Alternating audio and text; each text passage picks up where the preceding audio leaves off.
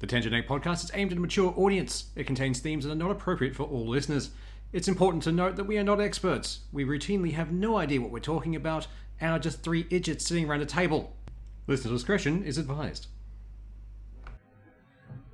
Welcome to Tangent 8 podcast. I'm Seth, and as always with me are Swoosh and John Doe. Hi. Hello. Right, so first up, we're going to have to talk about the biggest piece of news that's happened this week.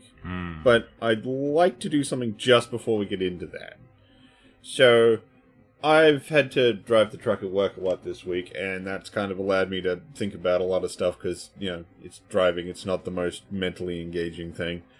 And it's kind of, would like to just at the start of this episode kind of acknowledge the dissident, the mental dissident that we're going to talk. The whole world's talking about one white guy getting shot in the United States when things like the Ukraine war are still happening. Palestinians are still being oppressed by Israel. Like, shit's going down that's still happening, but the world stopped to talk about this guy. Yeah. And I get it because, you know, a lot of the content creators that I watch and listen to are from America, and of course they're talking about it. I just kind of wanted to acknowledge that at the start of this, like, I'm aware that a lot of other stuff's happening, but I don't know a lot about it, so I don't have a lot to say. But to just sort of acknowledge that there, you know, a lot of fucked up shit's still happening. Yeah. Oh, definitely. And it's not just all about the United States. No. Yeah, but it's one of those things where when everything is based in the US, we just get nothing but their media, and they are obsessed with the 24-hour like news cycle. So once something isn't as interesting, it drops off. And you know, Trump is always doing something fucking weird, so nothing can stay in the goddamn headlines for more than a week.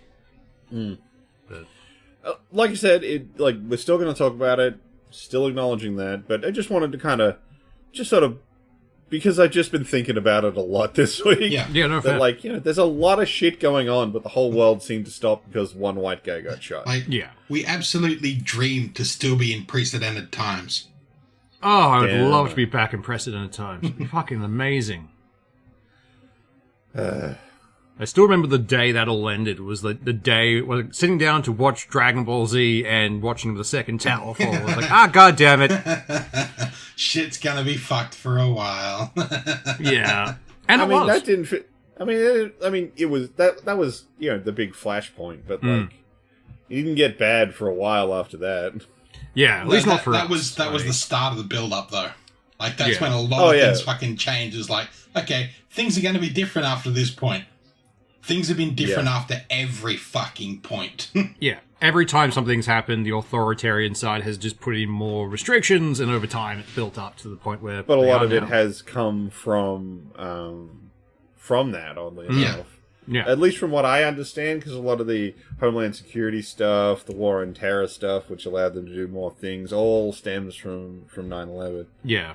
And it's reached its somewhat logical endpoint where now people in power are using those same things that were supposed to help protect to do horrible things. Yeah. I mean, we were talking about it last week where, like, every we don't sci-fi trust movie and book ever said would happen. Yeah.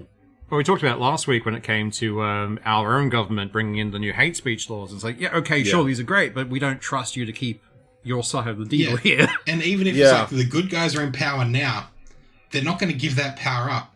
And then the next government may not be as fucking forgiving. Like, yeah.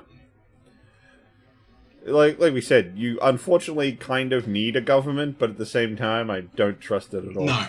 Yeah. Which to me is a healthy way to be. Yeah.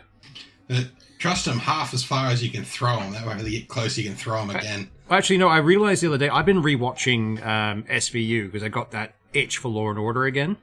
And I'm realizing I'm becoming more and more like Munch every day. I don't trust any government or anything. It's just like, oh god, I have become like Lieutenant Munch. What has happened to me? Right, so I think we've beaten around the bush enough at this point. So we're going to talk about the fucking words. Alex Pretty shooting. The Alex Pretty shooting, which at this point, I feel like is much more accurately stated as an execution. Yes. Pretty much. So, if you somehow lived under enough of a rock that I'm the first person who's explaining this to you, basically what happened is there was a protest happening. ICE was in a neighborhood. People had come out yelling at them, blowing the whistles in Minnesota. They were spraying people with pepper spray. They've knocked... this gentleman, Alex, has come out with his phone, starts recording them like everybody else is. They push a woman down. He goes to help. They then pepper spray him. 5 ICE agents tackle him to the ground. He is carrying a firearm, as he's legally allowed to do in that particular state. Yep. Someone states that he has a firearm, then removes it from his person and walks away with it. And then a few seconds later, 2 ICE agents draw weapons and shoot him multiple times. While he's down and they're pepper spraying, they also had their pistols out and were pistol whipping him in the face. I didn't see any of that on the videos. There's one shot of it where there's 3 ICE agents holding him over the back, and then one who grabs his head and jams him 3 times with a pistol butt. That's one that I've seen. Take your word on that. Yeah, but overzealous agents either way. However you want to slice it, they had him well restrained. Yeah, he was not a threat. And of course, there's multiple camera angles, so every time the US government's tried to state, he was being threatening with a firearm in his hand. No, he wasn't. Yeah, he wasn't. He had a phone, not a gun.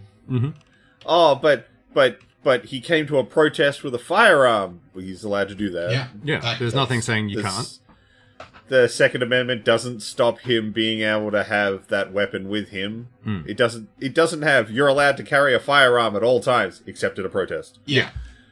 And it's not as though they hadn't already celebrated someone for taking a firearm that they couldn't legally own to a fucking protest and then killing several people. God fucking damn. And, of course, then I've seen people arguing, but he had such an expensive firearm, so clearly he was there to do some damage.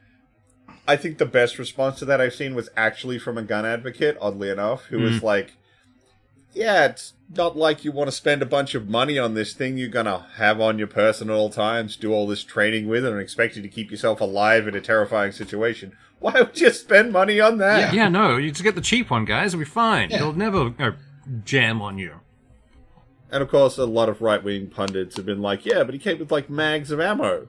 He came with a standard gun holster with 2 extra mags. Yeah. It's pretty standard fucking It's not like he had a fucking bandolier of mags or something. He wasn't Ramboing this shit. A full Rambo belt with an M60 strapped to his back. It's just how quickly they would come out with this shit as well. Because at one point, he was going for the gun. No, he wasn't. They took the gun from him already. Yeah. And at no point did he put his hand behind his back to draw a weapon or anything.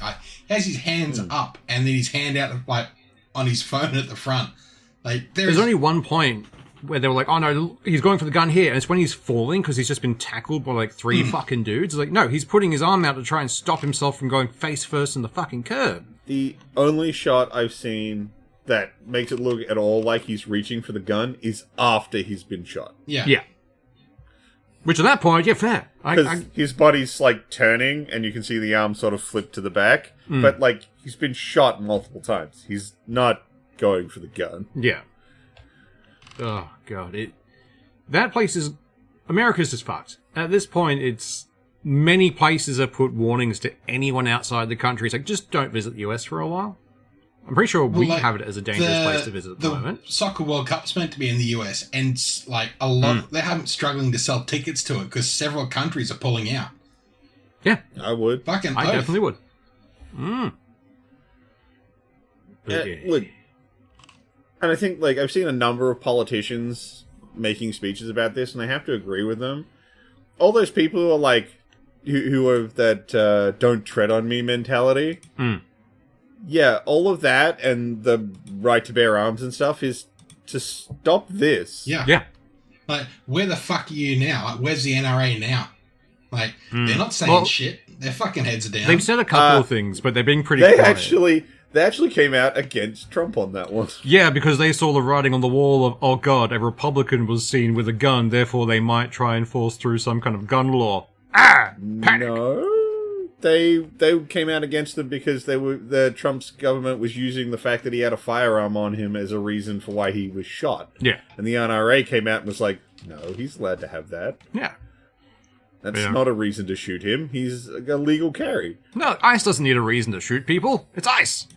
Although, do you know what... so I don't know if it's still their current... Like, they've been changing their fucking justification for this. And again, I'm going to say it, execution. In that he was still breaking the law. Do you know what law they were suggesting that he broke? Something from, like, 1800s, I'm assuming? No, it's a current law. It's a legitimate current law in Minnesota. So he has a concealed carry. Yeah. He's supposed to have his concealed carry license with him. He didn't. You know what the penalty for that is? Fine. A warning and a $25 fine. No, it's been up to a shooting in the face. Apparently. Yeah. God damn. Like, ICE has really just become a weird fucking thing. No one has any training. They have been told they have complete immunity by, what's his name, Vance. It's just stoking the fires there, isn't it? It definitely seems like that way. Any guy who couldn't get into the military or the police, just, here, have a gun, go be an ICE agent. You see that here's 50 grand.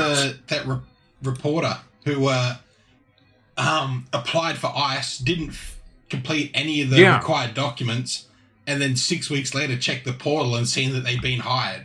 Like, didn't do any of the not just hired, checks. it popped up saying active duty at one point. Yeah. So slight misrepresentation. She went through the whole process to apply, did the initial interview, which I think she said only took like 5 minutes. Yeah.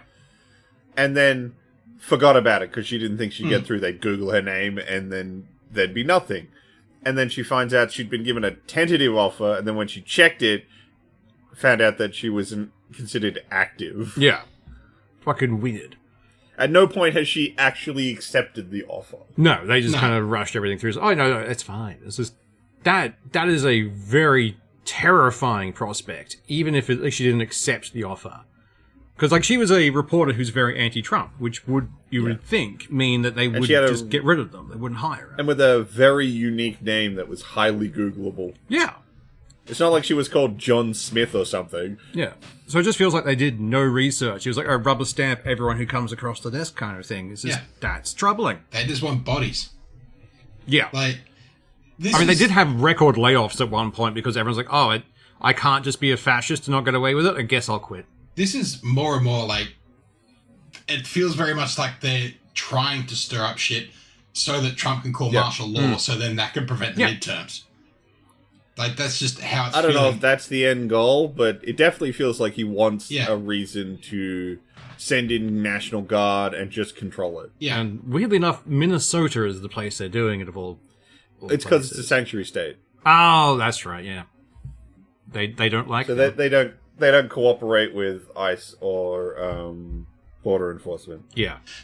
I seen a video today of there was one senator who stood up and said, like, just like the Nazis, like, we were prosecuting them 80 years later. We will find you and we will prosecute you for your... Like, you are not immune to anything.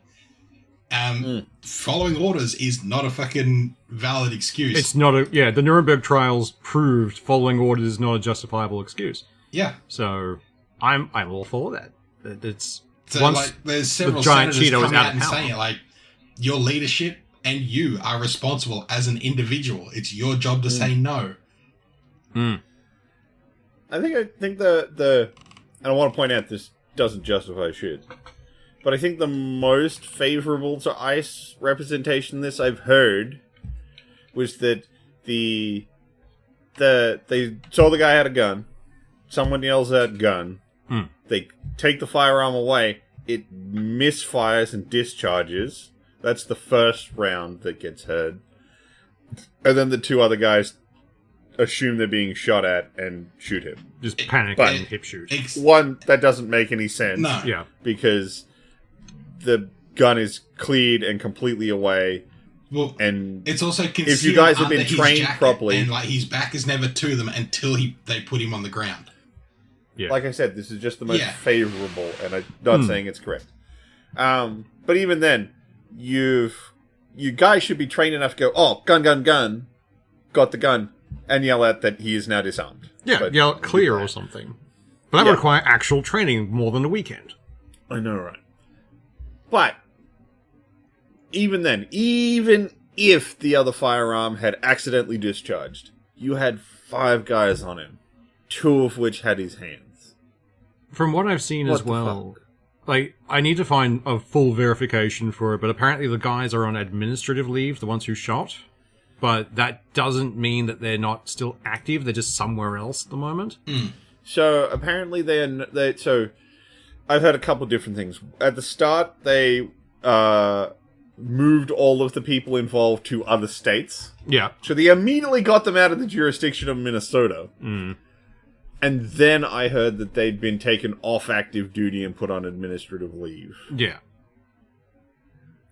But I don't know the validity of that, because, of course, ICE doesn't want to say shit. But it's also, like, I'm surprised they haven't tried they weren't actually ICE agents, since none of them have any identifying shit on them half the time and wear balaclavas. I'm waiting for them to do that. Just saying, oh, no, it was rogue actors. We don't know who it was. They're pretending. Yeah, I think they've owned it too much at this point. They would have needed to come out with that way earlier. Pretty much. Like, the next time it happens, every time it's happened so far, I've been expecting that. And I'm kind of okay that they haven't done that yet, but... I think that's even too much for the states to eat. Maybe. I know that there have been people doing that, but these guys have been too consistently doing this shit that I don't think you can say rogue actor anymore. Well, now it's more than 3 times, which means it's a pattern. So it's no longer just... way more than that. Yeah, well, basically, it's once is a coincidence, twice is a horrible an accident, and the third time is a pattern or something. Once is an anomaly, 2 is a coincidence, 3 is a pattern. That's the one. So we're well within pattern territory. Like, this is something in them. That's why I don't think they can use the rogue actors argument anymore. It's happened too much. ICE has overstepped far too many times. It's what they do. You can't pretend that it's not ICE. Yeah. I've seen a few people say, oh, they're all new people, and they panicked. But the guy from the last shooting was a veteran. He'd been with ICE before the Trump administration. Yeah. So it's like, it's not that. It's something deep-rooted in that entire system. That's why I mentioned, I said earlier, it seems like it's every guy who couldn't get into the police or the military. Yeah. Anyone who failed the psych exam. People who want power and an ability to execute said power. Yeah. The people who should But not that's what it looks guns. like from the outside. I'm not making a judgment call on people. I don't know them. It almost seems like that's what a it prime certainly breeding looks ground like. for January 6s. Like, oh. Yeah. Well, actually, someone mentioned ages ago, is like, oh, did anyone notice that all the white supremacists disappeared off, like, TikTok after, like, ICE started recruiting? I'm like, that's a bit of a coincidence, kind of. We can't push it that far. But every day that this keeps happening, it's like, yeah, maybe. Makes sense. Again, we are on the outside looking in, so we get to see this kind of shit. When you're in the thick of it, I guess it must be harder to see that. Oh, look, this particular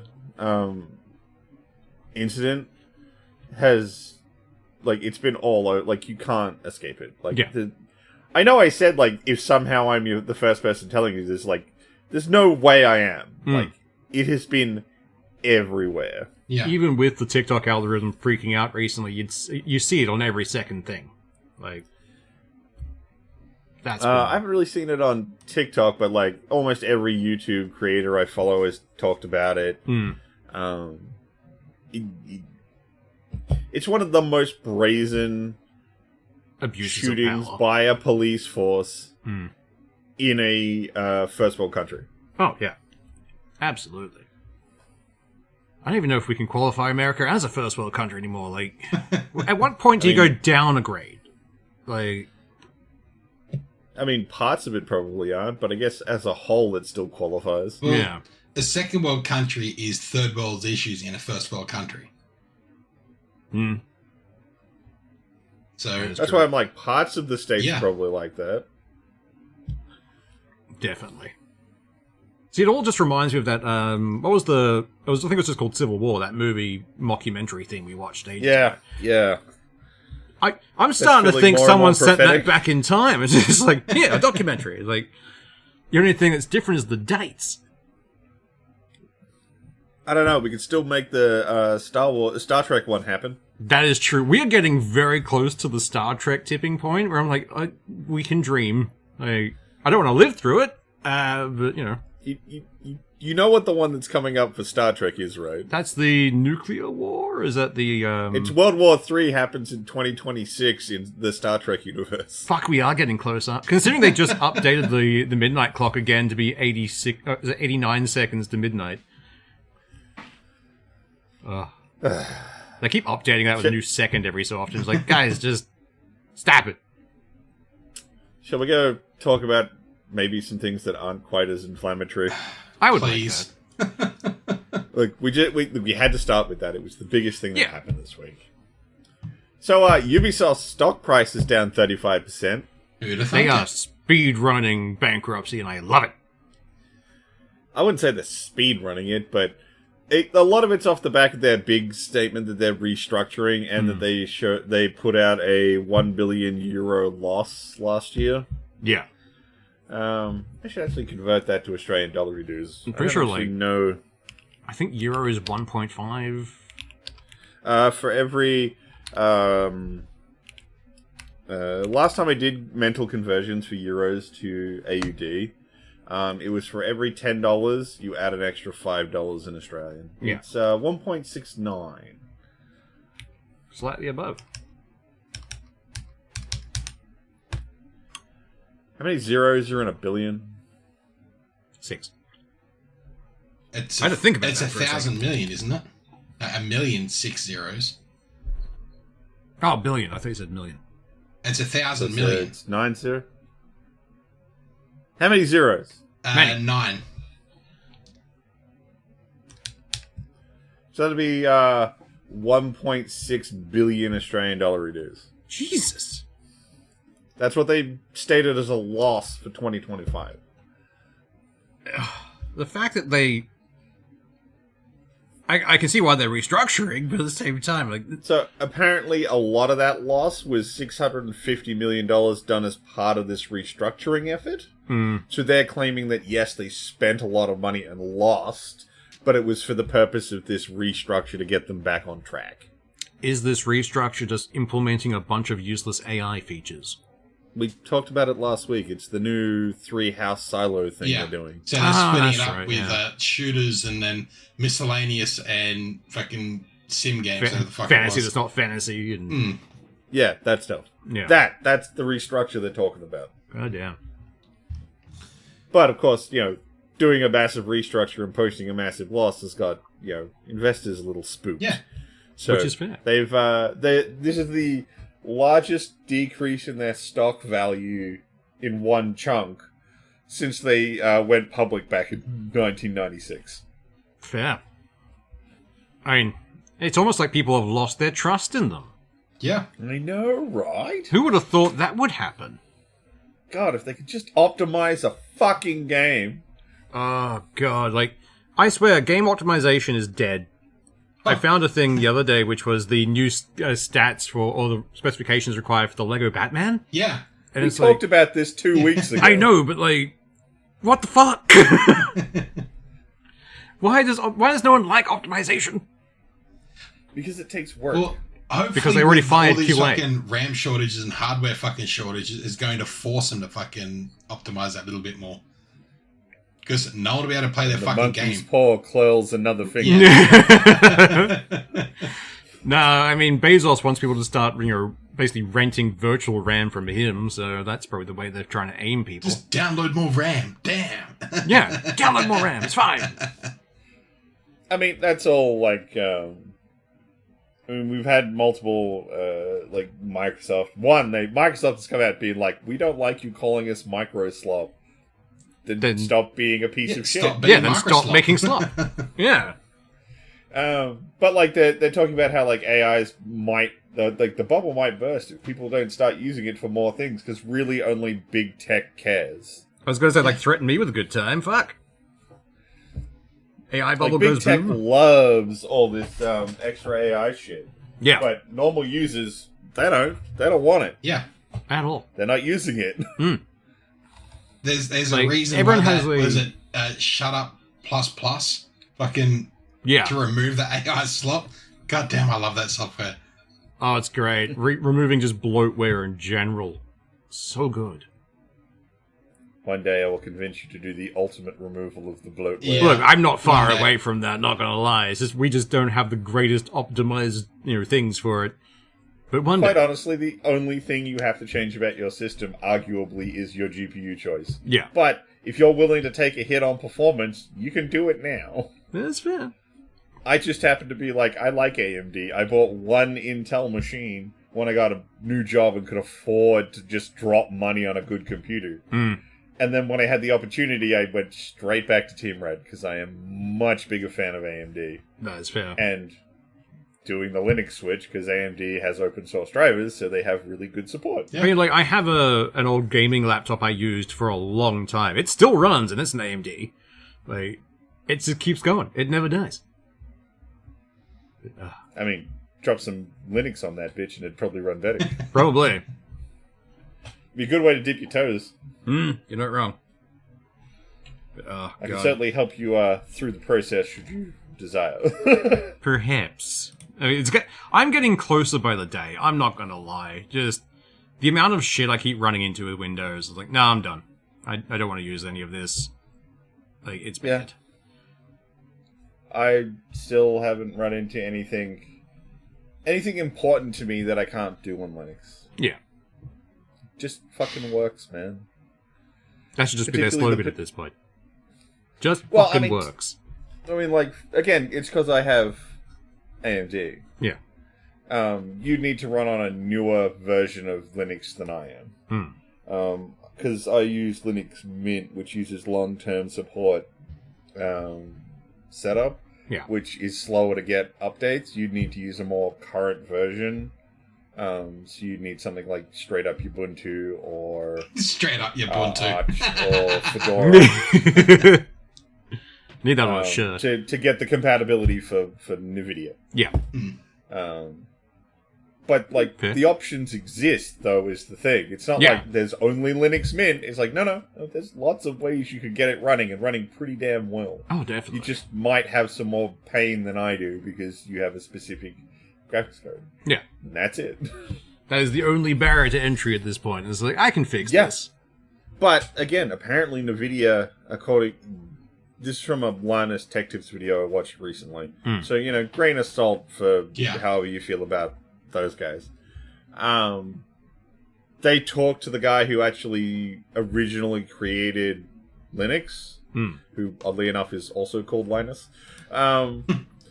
And he was talking about how they've actually getting more out of NVIDIA in more recent times. Nice. So it seems like NVIDIA, because let's face it, how do you run a data center? It's not on Windows. Yeah. So NVIDIA needs compatibility from Linux. They want that sweet AI money. And what does Linux do? Well, cool. If you make Linux drivers, we'll just release those, and then all our consumers can have them. Oh, goddamn. Yeah, shit's fucked. I don't like the idea of one of these big gaming companies going under, but it couldn't happen to a better company at this point. I find it hard to care about Ubisoft. Yeah, I care about the people who work for Ubisoft, specifically the people in the lower ranks of Ubisoft. Anyone above not gonna get the golden parachutes. Yeah, anyone above the manager level is like, nah, fuck off. You're a part of the problem at this point. You're part of C-suite. I'm sorry, I find it hard to care. Yeah, and if anything, I'm looking forward to you fucking crashing and burning. Yeah. All the grunt workers, all the coders, all the animators, all of those guys. Nah, man, I'm my heart out for you guys. C-suite, I don't care. Yeah. I miss the days when the C-suite were the first to get laid off. Because if something bad happens, like, you fucked up, you were the one in charge, off you go. Didn't happen often. But it did happen. Yeah, but it requires someone at the top to be willing to fire their own C-suite. But at this point, the C-suite is the top. Let's be honest, it requires accountability. They can't do that. well, you've either got to take it yourself, or there's got to be someone higher than you who can make you take accountability. Yeah. And now those people don't exist. Well, I mean, the person above them was technically the board of directors, but all they care about is, did you make money? Okay, let's go. Yeah. Did you make more money than burn last out our time? entire staff to do it? Yeah. Oh, we had a bunch of losses? That's fine. That means we have more money to spare, which means the line goes up. Yeah, we fired a whole bunch of people so that the net numbers look good at the end of the year. God, that should be illegal. Just, I know they can't prove that's why they do it. That's why it's, unprovable. But it's just, well, I mean, now it's all like gig economy shit where you don't have a job, you have a contract, and we decide whether we renew it after you finish the game you're working on. Yeah, the gig and contract economy over in the US is kind of fucking terrifying. It's fucking terrifying everywhere. Yeah. Not that much better here. You're not wrong. Fuck. Right, do we want to talk about the weird thing that's been put in the Pentagon? Or at least I think it's weird. I agree that it's very weird. I want to know who did this. Was there funny. a staff meeting for this? Because it's a Pokemon card... Well, it's a trading card pack machine that's in the Pentagon. It's just weird.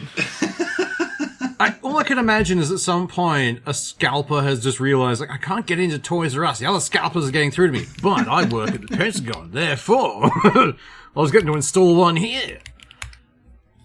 But, I want to know how this happened. Was there a petition sent round the office? Do we want to get a ping pong table or a Pokemon card vending machine? What are we getting, guys? And everyone's like, Pokemon cards. Do we want ping pong and actual crack or just cardboard crack? Yeah. No, it was just Cash Patel was just put more of them in. Oh my god, this is dumber than I thought it was. Oh shit, there's a reason. No. The machine itself is stupid. There's no good reason. Most people are just like, why the fuck is there a gambling machine in the food court at the Pentagon? This is dumb. So, you pay between $100 and $200 for a mystery box that could contain Pokemon cards, sports cards, trading cards, or autographed jerseys. This has to be someone who works at the Pentagon side hustle. There is no other way this would have been put in. I don't know.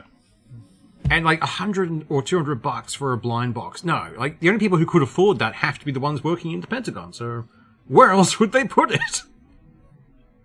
Yeah. God damn. Apparently the most expensive thing you can possibly get out of the machine is a first edition Charizard, which theoretically is worth $100,000. If you can find someone to buy it, sure. Well, that's why I said theoretically. Yeah, those card markets terrify me in so many ways. Apparently the One Piece one has jumped because Logan Paul got obsessed with them. So now there's a Luffy that's going for $50,000 for the card. And it's no, stop. It's too much money for a piece of cardboard, please. Yeah. I mean, I play Magic the Gathering, and we've got the Power 9. Yeah. Actually, what is the current highest price of the Power 9? Well, isn't Hasbro being sued at the moment for printing too many fucking cards? Yeah, so crashing their own economy. A lawsuit going against Hasbro from its investors, where the number of sets that have been being printed every year has become so egregious that it's devaluing the product. I love that for once Hasbro's greed might fuck them. Might.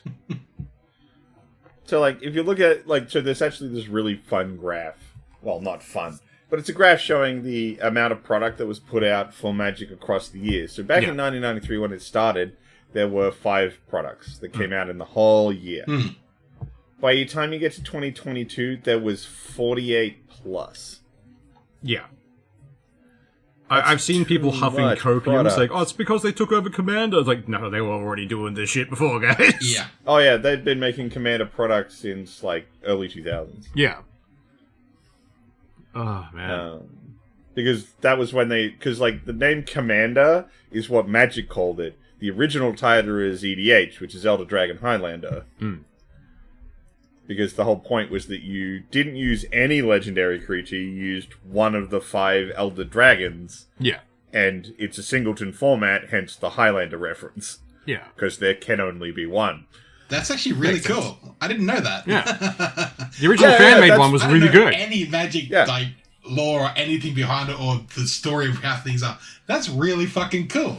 Yeah. Yeah. That's what original Commander was. It was called Elder Dragon Highlander. It's why the website that most people use for looking for Commander cards is called EDH Rec. Yeah. It's not called Commander Rec, it's called EDH Rec, because that's what the fans know it as. Commander is what Wizards calls EDH. At this point, do you remember when we were kids and anything that had Hasbro on it was actually pretty decent? Now if I see Hasbro's name on things, I assume this is going to be turning to shit. They have the Midas touch, but the opposite. You want a good one? So my housemate bought a very expensive figure of Optimus Prime. Ooh. And there was a known defect in the design. Where there's one of the bars is too big. It's too long. Yeah. And if you try to do the transformation, it'll break. God damn it. And the toy doesn't work properly anymore. So there was a fan modification you could do where you could open it up, pop out this one little bar, just shave the end off it, and it would fix the problem. So apparently this was too little for Hasbro to do. So they did put out one, if you contacted Hasbro, you could send it yours back and hopefully get a fixed one. Ooh. But if you got one from the same batch that your broken one was from, you could still have a broken one. God damn. You couldn't do that in Australia, though, because in Australia, EB was the distributor for all of the HasLab stuff. Yeah. And because you didn't buy it directly from HasLab, you couldn't return the figure. And EB had no intention of helping you do it. Yep. Good old EB. Gotta love him. But then we found out and then Hasbro created a new run of the figure that was fixed. You know what they did? Shaved down the fan fix. Yeah. They just shaved the post down. Fucking... that should never have gone to market with any kind of known defect where the Transformer cannot fucking transform. Yeah. It has literally one job. And it's in the it can transform once. Yeah. It can transform a single time, and then it's just gone. It becomes a paraplegic. It's just, what the fuck, Hasbro? Oh, God. Like, I have fond memories of Transformer toys from when I was a kid. I had a bunch of Beast Wars stuff. I had a lot of Hasbro things. And now I see their name and I shy away from a purchase. Like, I don't... Well, at this point, depending on when you talk about it, I know I mentioned this a while ago, Magic the Gathering could represent up to 90% of their profit. Yeah. And they still want to squeeze out everywhere more. else. Yeah. Yeah. Well, they pretty much killed fucking that's D&D. why they're doing. Like, it's lost such a like they built so much fucking goodwill through fucking COVID with D&D. Like, holy shit. And then just shot it. Well, dragged it straight at the back. They wanted to try and cash in on that goodwill, and they fucked it up. You don't cash in the goodwill, you let it sit there. I was in a group chat of people who were trying to figure out how to do a Wild West, but like with D&D, and we're trying to figure out stats and values and stuff for revolvers and muskets and stuff, which D&D really doesn't support. It's a sword and sorcery setting, not a gun setting. I know artificers are a thing, but like very limited support for firearms. Yeah.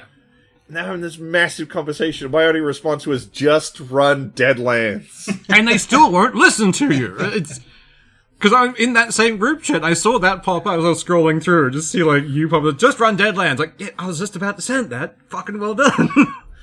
Because it's what they want. Yeah. They want a magic-focused Wild West setting. Just run fucking Deadlands. But no, it's not D&D. These guys have drunk the D&D Kool-Aid, though, so we've known that for years. We dodged, or we dipped out of D&D years ago at this point now. It's been 4 years since you converted me across to Savage Worlds. I think it's longer than that. Possibly, yeah. I knew of its existence through before you converted me across to it. I think I was still at CA back then. I think so, yeah. So that we're talking like a good 7 or 8 years ago. Yeah, fuck, time goes quickly. I know, right? I've been looking for a Savage Worlds game here. I've got a D&D game, but can't find one that wants to run a Savage World game. I feel sad for you because I feel like you'd really enjoy some of the settings, like, a lot. There are some really fun ones. Like, at this point, if you can find the people, I might be able to DM one over Discord, but, you know, it's... They can get a bit messy, those games. It's half the fun of them. Yeah, Savage Worlds is so... Like, I actually... we were at Woodford, and we were running D&D, and I got to run some people through Savage Worlds for one game. Yeah. And I had them understanding their entire stat sheet in, like, 2 minutes. It is so it's easy. So much easier. Yeah, you're not having to worry about, you know, how many pluses do I have here? What's this one? It's just, what dice am I rolling? This one? Got above a 4? Fuck yes. I'm in. Yeah. Job's done. Yeah. To me, Savage World, like, I know I think when I was originally being shown Savage Worlds, I was a little skeptical, but I'm definitely on board now. Savage Worlds is the onboarding game. Oh, fuck yeah. It's a great onboarding game. It's so fucking easy. And then you can play through so many settings. And they've expanded on some of them so hard. Like, now you can actually play the same character through their entire, like, spooky high school into their spooky university. It's just like there's 2 complete settings that are directly linked timeline wise. And then if depending on what timeline you set it in, you could just go right to spooky Vietnam. It's it's great. That's an option. We played spooky Vietnam. It was terrifying. I wanted a physical copy of the Pathfinder and of rules a while ago, and I found a starter box, and in the back of that it actually has a link to Savage Worlds and a connection, like, that you can use the same box of Pathfinder with Savage Worlds. And I was like, that's really fucking cool. You don't find that in many other things. They did a Kickstarter, which both Seth and I followed. I show you my actual box of it, but it's pinned in my box. Yeah, no, I've got the same box, and it's in my cupboard under 3 other boxes. I'm not going to dig it out. Same. But yeah, the Pathfinder plugin for Savage Worlds, if you want Sword and Sorcery, perfect. They fixed Monk. Monk is viable now. Because I don't know why, but Pathfinder hated monks. Like, so much. I think the problem so many that happens with monks in a lot of games is people try to be too prescriptive on what they can do. Yeah. Yes, you have all these cool chi powers, but you can't flavor them in any way. Whereas Savage Worlds has a heavy emphasis on the trappings mechanics, and that just it makes monks feel fun. Yeah. It's just one of those things. I love it. The trappings is just nothing but flavoring. It's like, okay, what flavor of thing do you want? This. Done. I don't care. That's just a visual thing. The actual rules say this happened. Yeah. So you're just adding that little bit of spice. Yeah. That's all we're looking for. Pretty much. Without having the kind of crunch that something like Mutants and Masterminds has. Because, God, that game is detailed, but it is. Fuck, I don't need 19 different ways to do the same spell. Yeah. Yeah, no, like, that was a fun system. We only ever played that for short ones, I think, because it was, you, me, and John Doe at one point were in a game. It was fun. It was entertaining, but for a campaign, it doesn't quite do too well. Now I'm like, oh, you want to play superheroes? Cool. We're going to use Savage World Superheroes Companion, because it's incredible. It's great. I love it. Like, it's one of those things where, and their settings are interesting. Like, the Necessary Evil one, which is just, all the heroes are gone, all that's left is villains, save the world. And it's like, alright, I can work with that. That sounds like fun. And it also helps with players, because unlike D&D, Savage Worlds assumes players are gonna be dicks. Like, I mean, like, they've got really good, like, regional type games, because, you know, like, the East Texas University is a really sort of, like, regional setup. They've got one called Holla, which is just set in the Appalachian Mountains. Yeah, that one's pretty fun. I've seen like bits of that. It looks entertaining.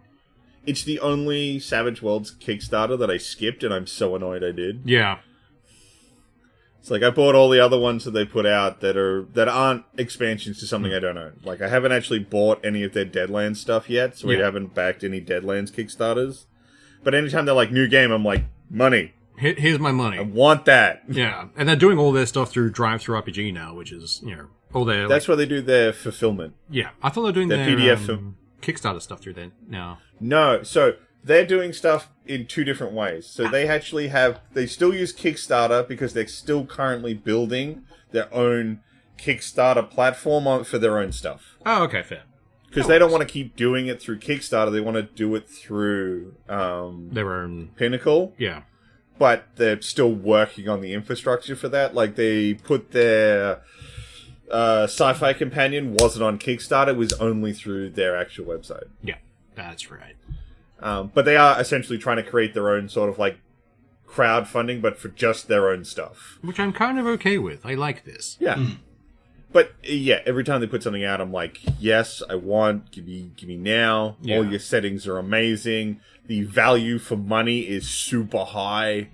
I don't think I paid more than about $200. Which is like... for any of their stuff. The most we pay is in shipping for the sheer amount of books they send.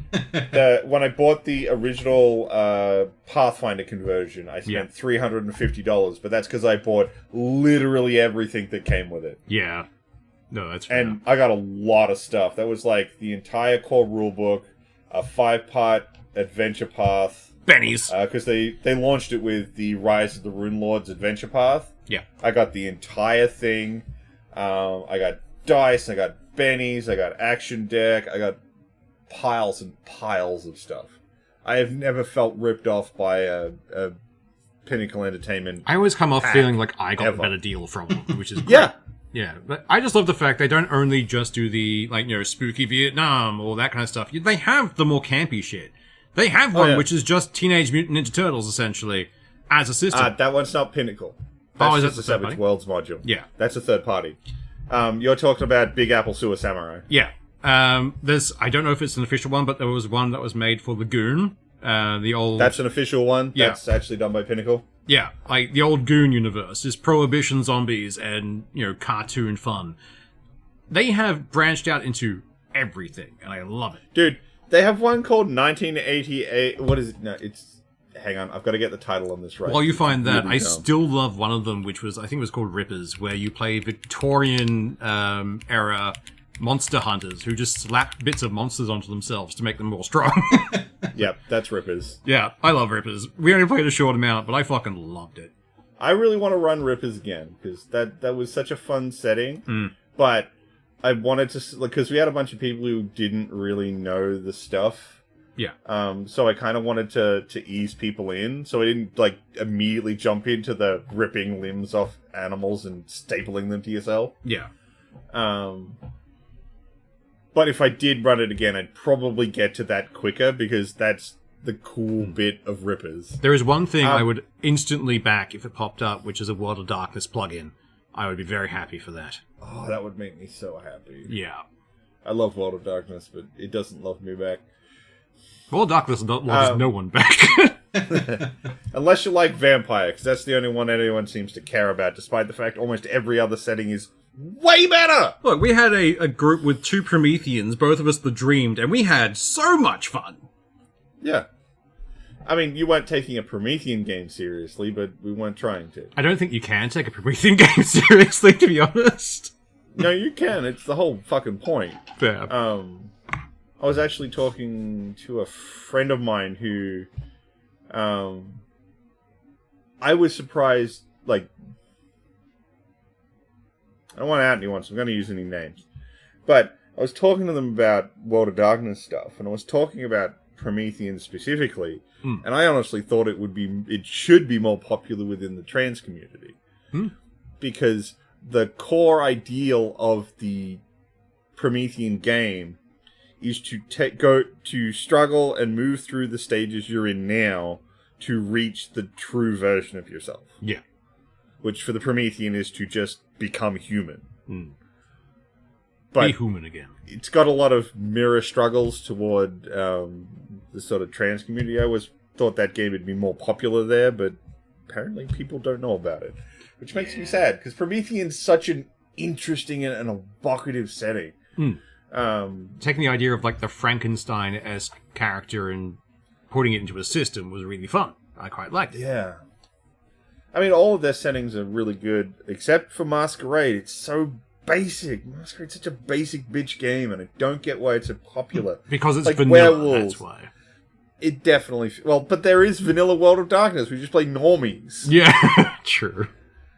But like, werewolves, what's their thing? Well, they're trying to save the world. They're trying to protect Gaia because the spirit realm that they can exist in is affected by the real world. So they're constantly trying to like shepherd people or protect nature so that the spirit world they're connected to stays stable and healthy, not a nightmarish wasteland. Yeah, if you want to run an anti-corporate game, you throw werewolves in there. Oh, so good. Then you got Changeling, that's all the Beyond the Hedge phase stuff. Wraith, you play undead ghosts that live in the deep parts of the astral plane, where memory is basically creates existence. As things become forgotten, they drift deeper until they drift into the chasmist void of oblivion.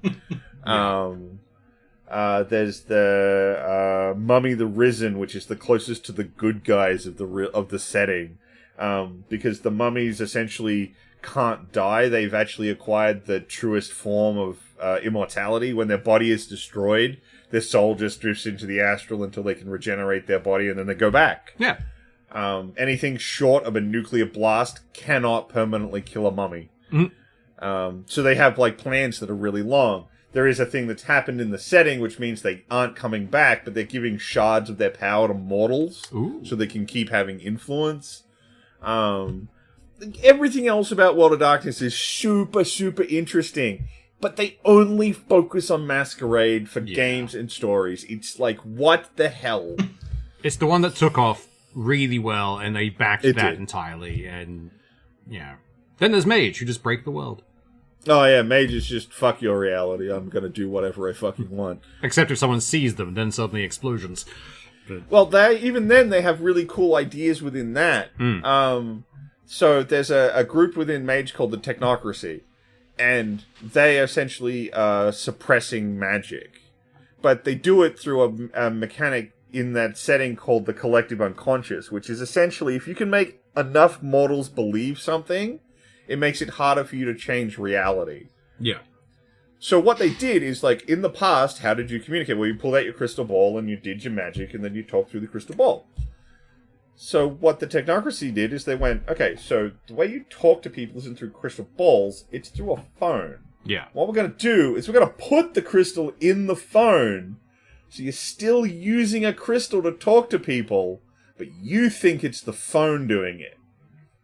So now when mages try to use their actual crystal balls, the collective unconsciousness of mortals goes, no, the way you talk to people's a phone, not a crystal ball, you idiot. And it makes it hard for them to do it. And that's the Technocracy's whole thing. Yeah. Is we're going to make it hard for you to do magic by making it all look like technology now. And now normal mages can't do magic. I love That's really World cool. of Darkness. It is so strange. Like, this is why I really want there to be a plugin. That would be great. I love that so fucking much. And the game I was thinking of was this one called Space 1889, which is essentially Victorian England in space. That's an official module from Pinnacle. God, I love some of their stuff. It's so strange, but I mean, like, they've got out there and fun. I think there's a setting, like, there's a setting for, like, everyone. Like, the base stuff's just generic sci-fi, generic fantasy or sci-fi. Deadlands, spooky, Wild West. So they've got a couple of different flavors of Deadlands. Yeah. Because you've got Deadlands Lost Colony, which is a sci-fi variant, Deadlands Noir, which is noir. They've got their apocalypse setting, Hell on Earth. They've got, Pine Box Middle School, which is the precursor to East Texas University. Rippers, they've got a Flash Gordon setting, and Last Parsec, kind of the forgot about Flash Gordon. Sci-fi. Oh, I forgot they had that plugin. They've got their entire Weird Wars setting. 50 Fathoms is really cool. Dude. And with all the artificial stuff that people make for Savage Worlds based off their system, sky's the fucking limit. Yeah. And you've learnt everything you need to play every other type of Savage Worlds game if you played one. And if you want to be really ambitious, you get riffs and log them all together. Yeah, that's Riff's kind of fucking thing. Yeah. So we're going to bridge everything. How? Riffs. It's in the name. Oh, it makes sense now. Cool, I'll stop glazing Pinnacle right now. Never! I am a true convert of a Savage World. I will put it that way. I run 5e because I had games I was already running in 5e and I had to finish them out. But I'm already slowly transitioning my existing games into Savage Worlds. So and it's making me want to look for another Savage Worlds game, like to actually try a little bit harder to find one. Because, yeah, it sounds like fun. I not wish as I could help restricted. you, man. It is what it is. yeah, I'll find one around here eventually. There's plenty of looking for group pages. It's just, yeah. It's the ability to, like, because, like, the biggest problem I've had with groups is every now and then you want to change up the game you're playing. Mm-hmm. You don't want to keep playing this fantasy setting or this sci-fi setting or this other thing. Because eventually you've played enough and you're like, we're getting a little bit bored, we'd like to move on to something else. But that means learning a whole new system. Yeah. Savage Worlds doesn't have that problem. Mm. You want to reskin it as something else? Fucking go, but the bones are the same. Definitely. Like, I've run the Star Wars RPG systems a few times, and that system is clunky. But you can jerry-rig the crap out of Savage Worlds and just put a skin on top of it, which is, Star Wars, and it works. I mean, I sent you the already fan-created homebrew rebuild of the Star Wars setting in Savage Worlds. And it's really, really good. It's very comprehensive. Yeah. It's made by actual fans. I think they've got, like, every alien race in that fucking thing. Pretty much, yeah.